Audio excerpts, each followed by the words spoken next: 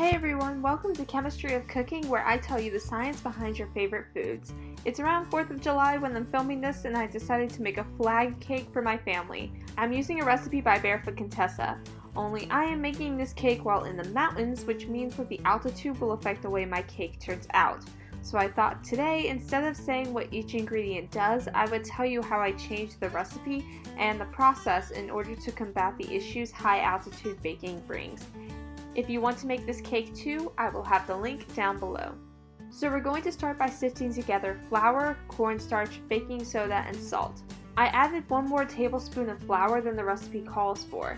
This is because the gluten in the flour helps build a thick protein network that helps the cake rise easily in the oven. At high altitudes, the air pressure is low, which makes the air bubbles accumulate in the dough and cause cakes to rise quicker.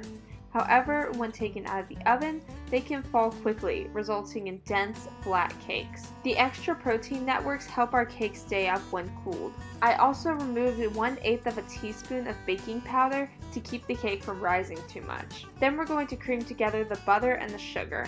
I decreased the sugar by 1 tablespoon. Since sugar retains water to make cakes moist, they will evaporate faster due to the air pressure. If the moisture evaporates, then there will be a higher concentration of sugar. This means the cake will have less structure. So we decrease the sugar a bit to avoid this. Then we'll add eggs and combine the wet and dry ingredients. Remember how I said in my last video how we don't want to overbeat the flour? Well, in high altitude, we really have to be careful with overbeating. Overbeating adds too much air to the cake, adding more air bubbles, which means the cake may fall faster. And now I'm going to divide the batter into 2 pans to make 2 layers. I preheated the oven beforehand, and I increased the temperature by 15 degrees Fahrenheit so that the cake will form its structure quicker.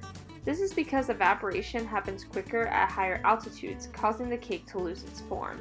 When baked at a higher temperature, the cake forms faster and reduces the risk of sinking. Because of the temperature rise, I decreased the baking time by 5 minutes. So now that my cakes are out, I'm going to ice it using the icing that is exactly in the recipe. I didn't make any changes here.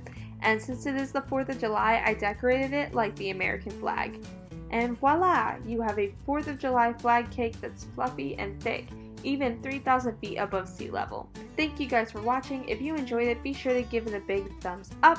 And if you want to see more of my channel, you can hit that subscribe button. If you want to see my last video where I explain my social awkwardness, then just click the screen. And I will see you guys in my next video. Goodbye!